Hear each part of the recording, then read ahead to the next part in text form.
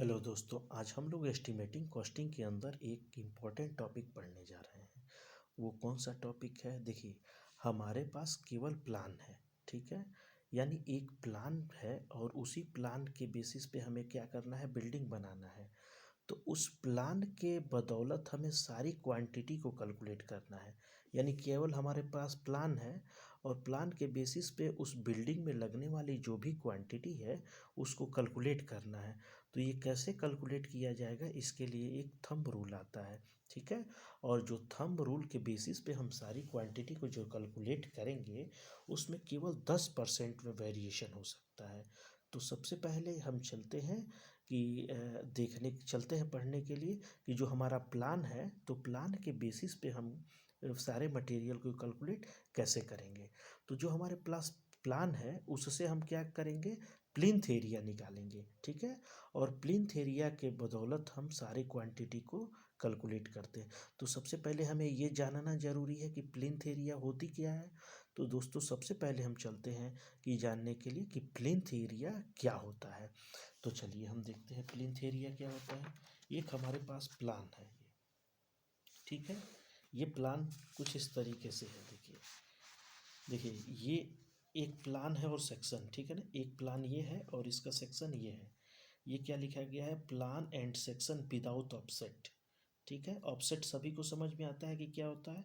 एक ऐसा प्लान है कि जो विदाउट ऑफसेट है, और एक दूसरा ये प्लान और सेक्शन है। ये प्लान है और इसका ये सेक्शन है। ये कैसा है, इसमें ऑफसेट के साथ है, ठीक है ना। और मैं दिखा दूं कि ऑफसेट क्या होता है। ये ब्लैक वाली जो लाइन है वो जो ड्रॉ की गई है, यानी जो वाल का आउटर है। वाल का आउटर कहाँ पे है, वाल का आउटर आपका ये रहा। ये वाल का आउटर है, ठीक है। और इस वाल के आउटर से ये ऑफसेट का आउटर है, ठीक है। तो इन दोनों के बीच की जो डिस्टेंस है इसे हम ऑफसेट कहते हैं। देखिए, ये वाल का आउटर है, ठीक। और ये क्या है, ये ऑफसेट का आउटर है। तो ये जो होगा ऑफसेट होगा। अब हमें पता कैसे चलेगा, मान लो एक प्लान में ही ये ऑफसेट दिया गया है कि नहीं दिया गया, हमें कैसे पता चलेगा। अब हम अगर इसकी वाल की सेक्शन यहाँ पे ब्रेक करें,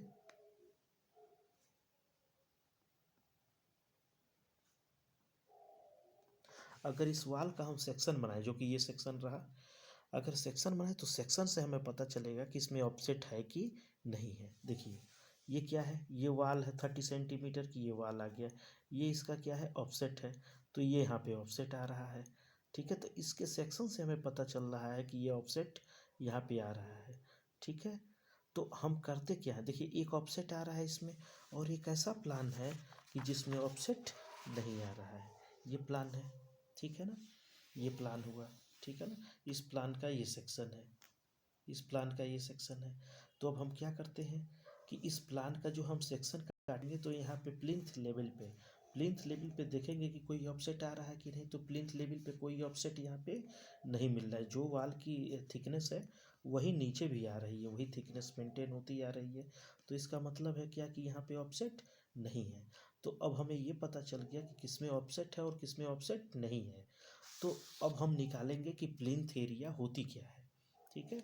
तो देखिए, ये क्या है, ये भाई 4x4 का होता है। तो देखिए प्लिंथ एरिया क्या होती है। प्लिंथ एरिया जो होता है वो बिल्डअप एरिया होता है, ठीक है। यानी जहाँ जहाँ भी पूरे प्लान पे जहाँ जहाँ भी आपने बिल्डिंग बनाओगे, जहाँ वहाँ वाल कंस्ट्रक्ट करोगे, वाल के बीच की डिस्टेंस होगा। यानी वाल के आउटर टू आउटर जो होगा, यानी वाल की जो थिकनेस होगी वो इसमें इंक्लूड रहता है, ठीक है ना।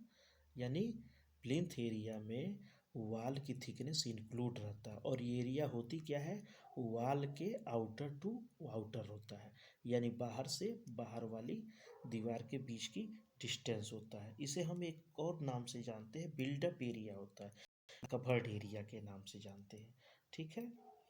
अब देखिए, इसमें क्या चीज़ नहीं रहता है, इस एरिया में क्या नहीं रहता है। जैसे इस एरिया में जो ओपनिंग एरिया है, बालकोनी हो गया, या कैंटिलीवर का कोई प्रोजेक्शन हो गया, ये सारी चीज़ें इसमें नहीं, या कोर्टयार्ड हो गया, तो ये सारी चीज़ें इसमें नहीं रहती है। जैसे कि हमने यहाँ पे दे रखा है कि देखिए, ये वाल का इंटरनल फेस है, ठीक है। ये वाल का इंटरनल फेस है, ये वाल का इंटरनल फेस है, ये वाल का आउटर फेस है, ठीक है। तो इस आउटर से देखिए, इस आउटर से और इस आउटर की ये एक वाल है, एक ही वाल ये है, एक वाल ये है।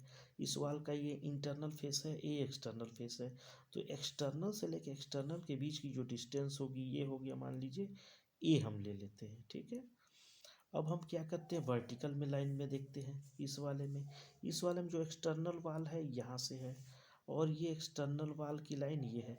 इसके बीच की जो डिस्टेंस है वो बी, यानी जो हमारा प्लिंथ एरिया होगा, जो प्लिंथ एरिया होगा वो क्या होगा, ए मल्टीप्लाई बाई बी, ठीक है। प्लिंथ एरिया ये होगा, और इसमें जो ये ऑफसेट ये निकलेगा, ये ऑफसेट को हम इंक्लूड नहीं करते हैं, यानी ये चारों तरफ से जो ऑफसेट निकला है इसको क्या करते हैं, छोड़ दिया जाता है। क्लियर है। तो ये क्या होगा, ऑफसेट के साथ था, और ऑफसेट के साथ है तो हम इसमें ऑफसेट क्या किए हैं, काउंट नहीं किए गए हैं। यानी ऑफसेट के साथ होगा तो प्लिंथ एरिया क्या होगा, और इसमें ऑफसेट नहीं है। इस वाले सेक्शन में, प्लान और सेक्शन में क्या है, विदाउट ऑफसेट के साथ है। तो विदाउट ऑफसेट के साथ क्या हो गया, ये क्या है, आउटर है, वाल का आउटर, और ये भी वाल का आउटर। इसके बीच की जो डिस्टेंस होगी वो क्या होगी, इसके बीच की डिस्टेंस को मान लो हम सी कहते हैं, ठीक है। और इस वाल का आउटर ये है, और इस वाल का आउटर ये है। इन दोनों के बीच की जो डिस्टेंस होगी वो क्या हो जाएगी, डी हो जाएगी, ठीक है। तो इस तरह से इस केस में प्लिंथ एरिया क्या हो जाएगा, प्लिंथ एरिया जो होगा वो होगा सी मल्टीप्लाई बाई डी हो जाएगा, ठीक है। सी मल्टीप्लाई बाई डी हो जाएगा। मैंने एग्जैक्ट जो है ये क्या किया है, कैलकुलेट किया है। ये वॉल 30 सेंटीमीटर की है, ये भी 30 सेंटीमीटर की है, और ये रूम क्या है, 3 बाई 3 का है। तो 3 प्लस प्लस 0.3 प्लस 0.3 वॉल की थिकनेस है, तो ये क्या होगा, 3.6 मल्टीप्लाई बाई 3.6, ये क्या हो जाएगा, प्लिंथ एरिया होगा। तो दोस्तों यहाँ पे सबसे पहले ये बताना जरूरी था कि प्लिंथ एरिया हम लेते कैसे हैं, क्योंकि ये सारे जो मटेरियल की क्वांटिटी है वो प्लिंथ एरिया के कैलकुलेशन के हिसाब से है। तो चलिए हम सारे मटेरियल जो है मटेरियल की क्वांटिटी वन बाय वन निकालते हैं कि कौन से मटेरियल कितने में आएगी, कि कौन से मटेरियल की क्वांटिटी कितना होगी। तो सबसे पहला मटेरियल क्या है, ब्रिक है, ठीक है। तो हम ब्रिक, देखिए हमारे पास क्या था, हमारे पास केवल प्लान था। हम प्लान के बेसिस पे प्लिंथ एरिया कैलकुलेट कर लिए हैं, और प्लिंथ एरिया के बदौलत हम बता सकते हैं कि उस प्लान पे अगर हम बिल्डिंग बनाएंगे तो नंबर ऑफ ब्रिक्स जो होगा वो कितना आएगा, कैसे आएगा, क्या थंब रूल है उसके लिए। सबसे पहले हम निकाल लेंगे total floor area. Total floor area हमारे पास निकल गया। अब टोटल फ्लोर एरिया को अगर 5 से डिवाइड कर दोगे तो वाल की एरिया आ जाएगी, यानी कितना वाल उस बिल्डिंग में हमें बनाना है उसकी एरिया आ गई। अब एक वाल को बनाने में, पर स्क्वायर मीटर वाल बनाने में 2150 ब्रिक की ज़रूरत पड़ती है। तो जितनी भी एरिया आएगी उसको हम 2150 से क्या कर देंगे, मल्टीप्लाई कर देंगे।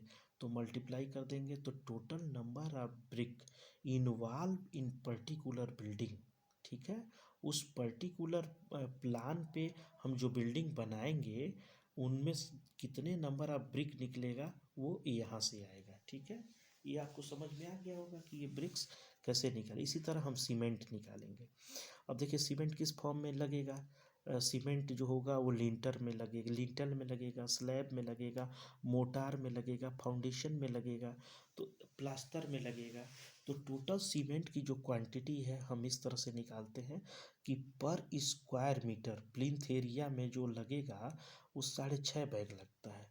पर स्क्वायर मीटर प्लिंथ एरिया में 6.5 बैग लगेगा सीमेंट।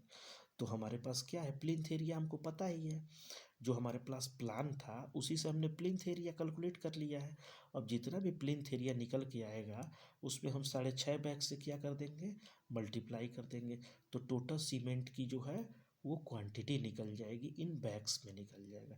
इसी तरह हम सेंड को कैसे निकालेंगे, सेंड जो है पर स्क्वायर मीटर प्लिंथ एरिया में जो है हाफ क्यूमेक सेंड लगता है, 0.5 क्यूमेक सेंड लगता है।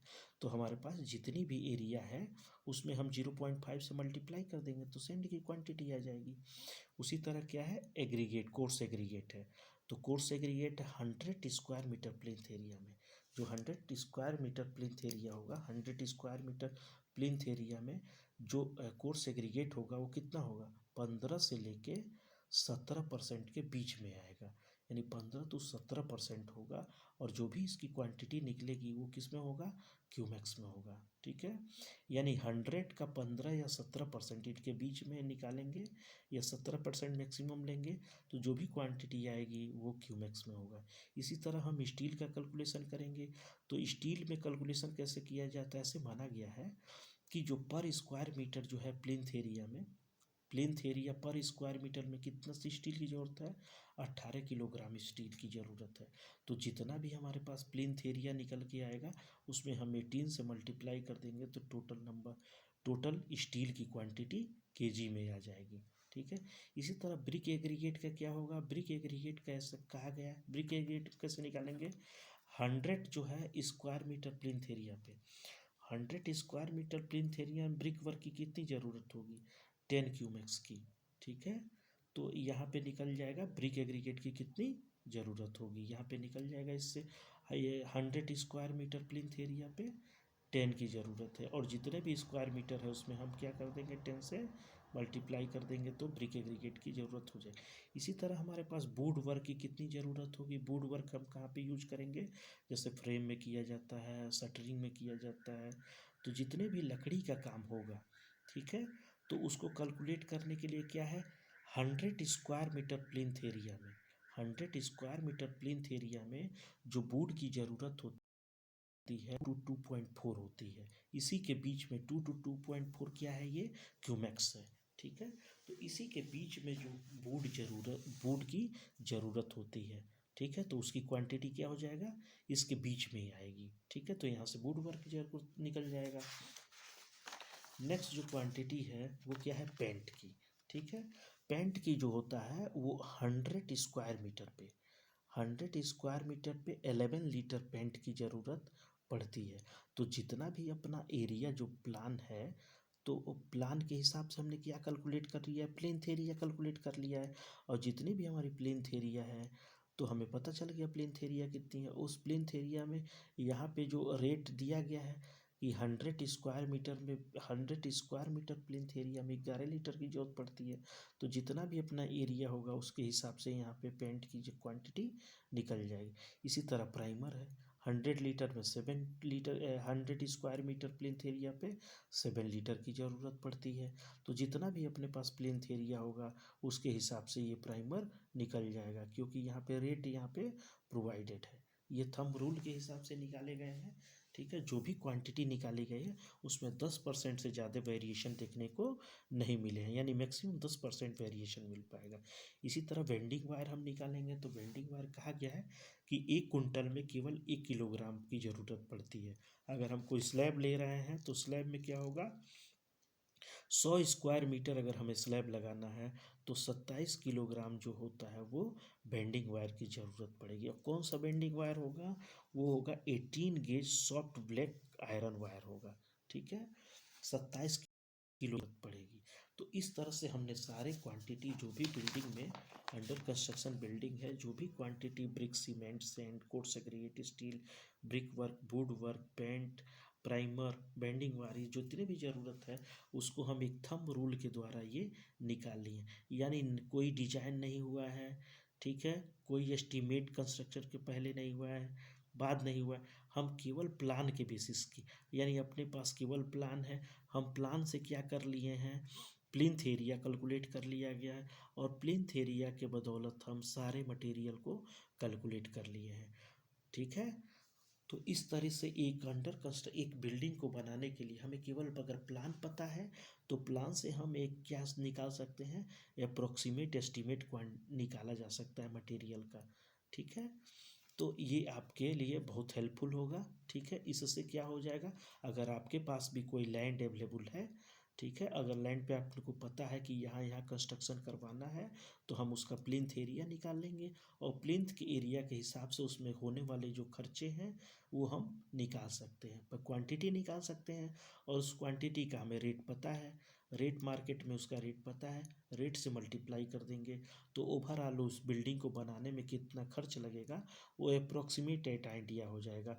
यानी उससे 10% से ज़्यादा और खर्चे नहीं बढ़ सकते हैं। ठीक है।